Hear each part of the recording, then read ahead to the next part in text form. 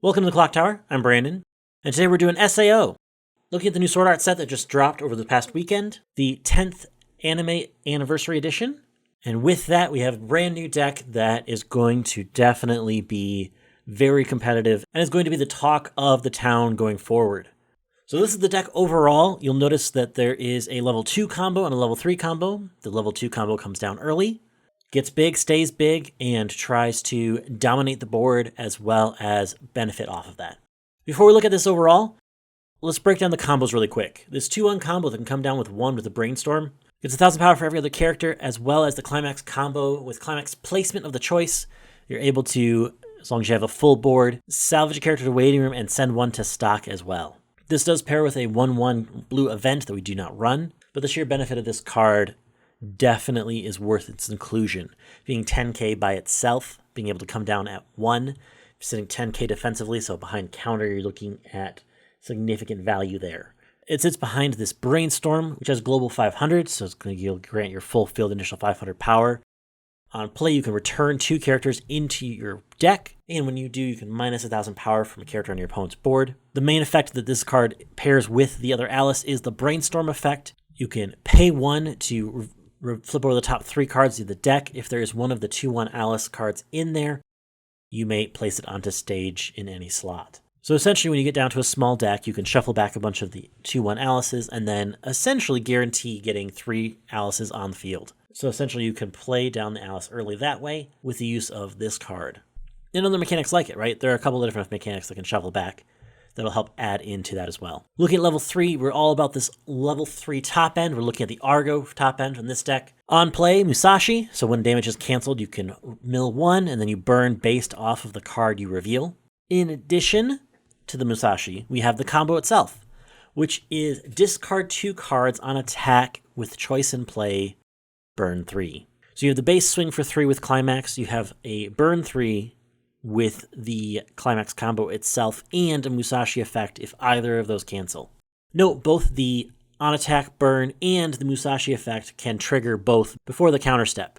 So both of those effects can go off before a single counter is played to do anything defensively. With that in mind, it makes this combo much more difficult to deal with, especially at the top. So looking at the deck overall, let's get to see how the deck pairs around these combos. So at level 0, our main game is mill. We're trying to get through our deck as quick as possible, but at the same time also have the tools and resources needed to pull off triple Alice so we can kind of begin to start chucking away the zeros into our stock. So we start off with the Brainstorm here. We have the Argo Brainstorm. You can play events without color requirement, so you don't even need color for events like Money Counter. On CX placement, you can choose a character and give it 1,000 power. So you can use that with the Alices to power over something as well.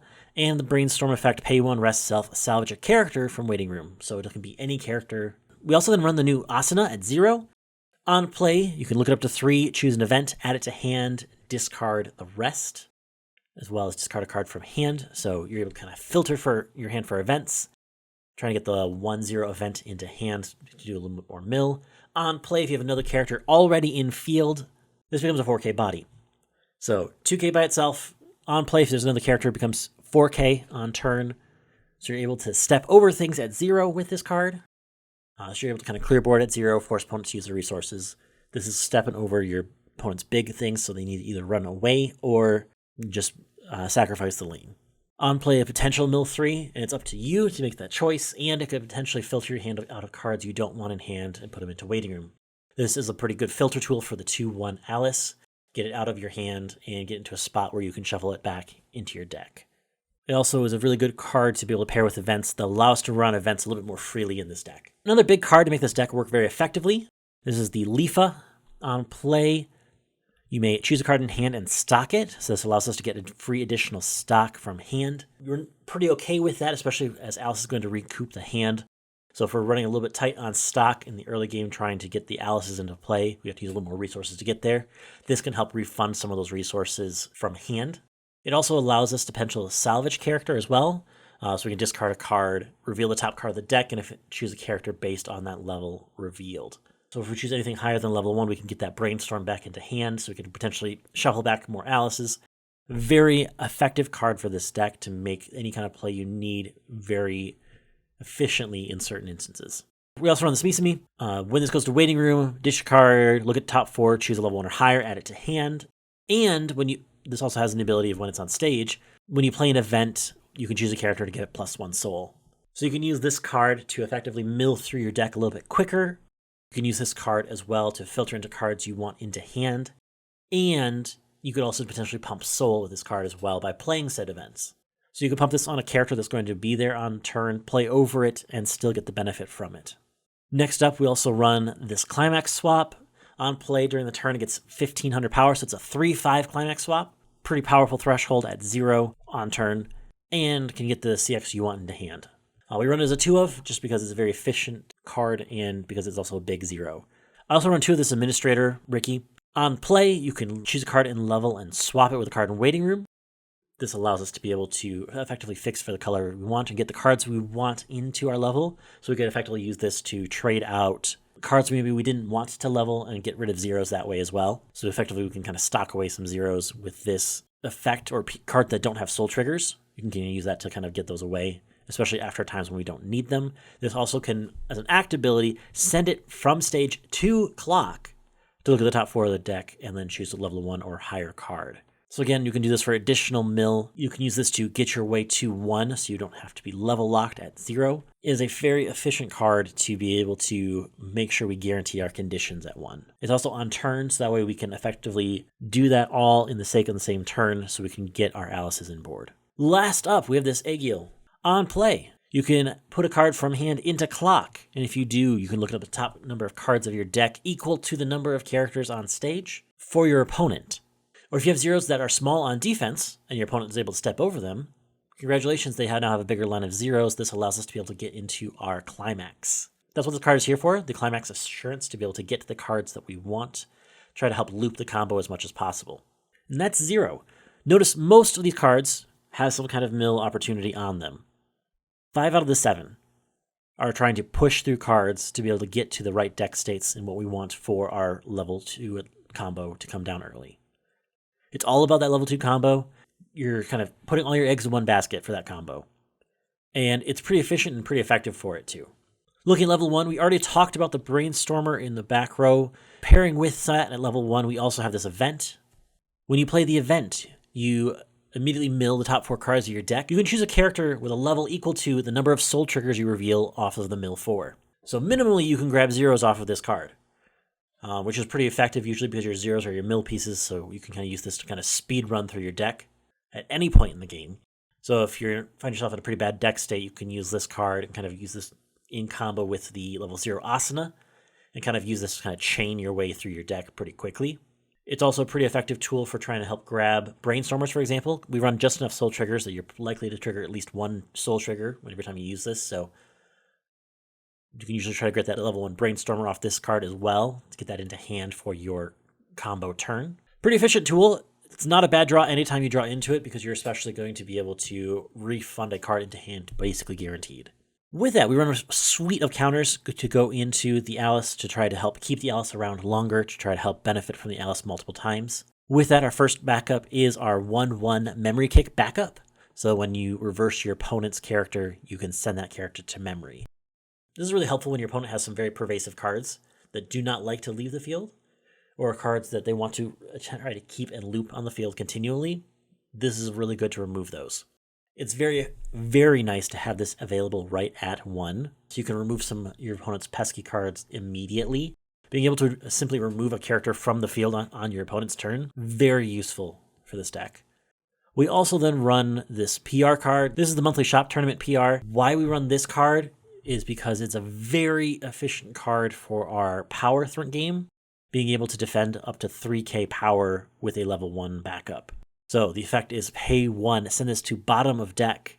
So the cost is a little bit different for this card to be able to back it up to 3k power. That's why we run the card, is for that effect. As we look at level 2, we've talked a little bit about the Alice, but we haven't talked about numbers and powers and what you want for this. So, sits at 10k by itself with the back row. It sits at 10-5 if you only have 1, 11 if you have 2. With the defensive counter threshold range, the 3k backs you up 14k power defensively at 1. That is a power threshold wall that is very difficult to beat, especially without some kind of Adachi. Now, the scarier part with this deck is You could even be pushed into late level 1 with this deck when you get Alice down.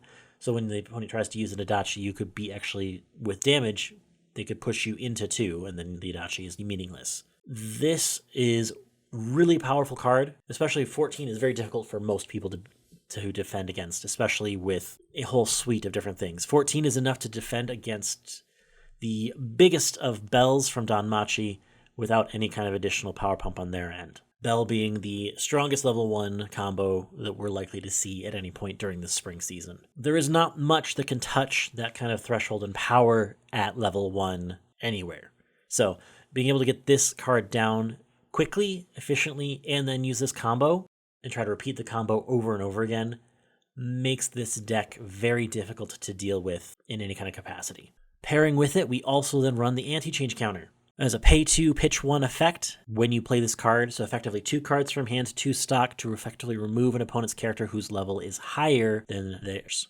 When you do, you bottom deck it, so they can't even encore it. So you're effectively removing a card from the game when somebody attacks into your character. It's also a 2/5 counter, so you bumps your Alice's up to 13/5, assuming you have 11 both back row pieces in play. 13/5 defensively is usually enough to step over things and then potentially remove an additional lane. Pretty solid addition to the deck and very difficult to deal with as well, especially because you're likely to have the stock if you're able to combo with Alice multiple times.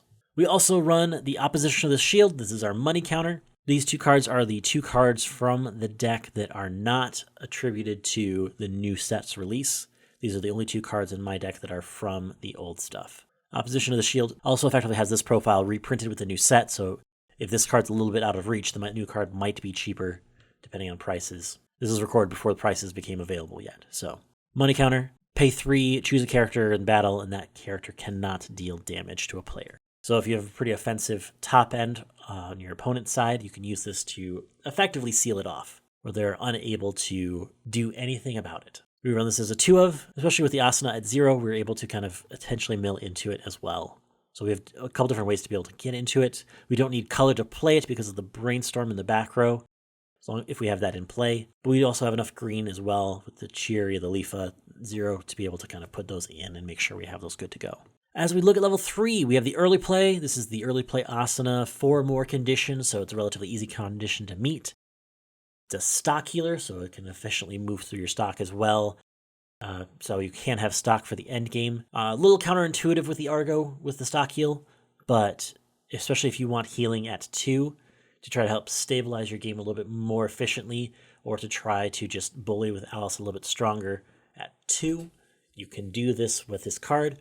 It also has the ability during this card's battle, if damage dealt to you is canceled, that you may return it back to your hand. So you could potentially bounce it back to hand on your opponent's turn to get that card in hand. So if you're potentially going into the Argo the next turn and you need an additional card, you can do the bounce effect if you cancel. It can be a very useful card, especially with that in mind. But the timing of it you're going to want to pay attention to, because it could also drop your Alice's by power as well by removing it from field. So you kind of want to pay attention to your power levels when you're playing with this card. This is probably one of the more trickier parts with this deck outside of the comboing at 1, which we'll kind of go over at the end a little bit in more depth. We have the level 3 Argo combo as well. We talked a little bit about it already. The ability to pitch 2, deal 3, Musashi effect with that. You have a guaranteed 6 instances of damage if you try field with all of the cards in hand ready to go. Because you play with choice, you can trigger choice and potentially get the cards throughout the turn as you play. So something to be aware of as well. So you could potentially just walk into triggering the cards you need for the third lane. Even if you don't, it just has the Musashi effect as well, which is still pretty powerful. That Musashi effect can potentially push that up into potential 9 instances of damage. Since every deck can only have up to 8 climaxes, you're almost guaranteed to get damage through. The damage numbers on this card are pretty intense, so you could actually potentially close them out from mid-level 2 very efficiently and effectively consistently. So this card is, in fact, terrifying to face against. But it's also pretty efficient too. Like if you're having a really bad game, this card can also bail you out and close your opponent out from a pretty big distance as well. We also run the stock swap at 3 in red, We run enough red as well, especially with the Alice being able to put herself into clock. That pretty well effectively gets that red into clock as you need it. You're able to stock swap on your turn, and this would give all your characters power to step over things as well. So Argo's not big at the top. Typically it doesn't need to be if you're trying to close out anyway, but this can definitely help with that. This is very much a check card, right? This card is designed to try to help keep your opponents in check so they don't try to bury you in their own stock gains. So this is pretty helpful, I think, in the mirror as well. Decompress your opponent and then double Argo after that is pretty effective as well at closing out your opponent. So it depends on where their stock is. It depends on what their deck state is. This is a very tech card, but it's a very useful tech card in those matchups when it's needed. Very likely you won't be using this card all that often because Argo can pretty well power through a lot of that compression. There are times and instances to have this card, and when you need them, it's here. That's why it's a one of. So overall, this deck is 8 choice, looking at trying to get as many of those choice triggers to hand when you trigger choice, recognizing that we only run 14 triggers with this deck. So our pool of cards that we're trying to trigger is small, but when we use counters, those are cards that we potentially want back at hand, and all of our counters have a soul trigger on them except for money counter. We're also pretty well compressing our deck when our Alice combo comes in play, so we're potentially removing extra zeros out of the way. So when we do that, we're also potentially opening up that pool of triggers to get into our waiting room to come back into our hand. With that in mind, that's the deck. We're likely going to see some pretty excessive numbers coming forward from this deck, especially as we get through Springfest. Obviously, we have a couple weeks before we see this in our Springfest results because of the 2-week delay. But when we do, we should see a lot of it. Alice should definitely be topping most regionals going forward. If we do not see an Alice topping every regional going forward, I would be surprised. With that in mind, thanks so much for watching. We're going to have some gameplay for this on Thursday. Next week, we have a clock talk. Again, thanks so much for watching, and we'll catch you in the next one.